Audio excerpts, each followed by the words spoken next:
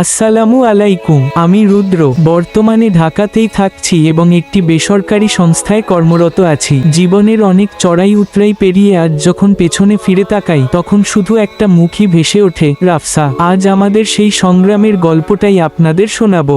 ঘটনাটা বছর 4 আগের। ধানমন্ডির সেই সরু রাস্তাটা দিয়ে আমি যাচ্ছিলাম, তখন হঠাৎ ঝুম বৃষ্টি। আমি একটা কফি শপের বারান্দায় দাঁড়ালাম। ঠিক তখনই একটা রিকশা এসে থামলো সামনে। হলুদ শাড়ি পরা একটা মেয়ে নামলো, তার হাতে একটা ভাঙা ছাতা। বাতাস আর বৃষ্টির দাপটে সে হিমশিম খাচ্ছিল। আমি তাকিয়ে থাকলাম।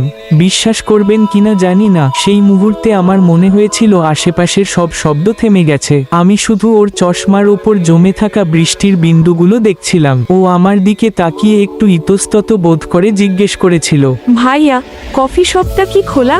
আমি কথা হারিয়ে ফেলেছিলাম। কিছুক্ষণ পর আমতা আমতা করে বলেছিলাম, হ্যাঁ, মানে না, মনে হয় খোলা। ও হাসলো। ওই এক চিলতে হাসি আমার 12টা বাজিয়ে দিল।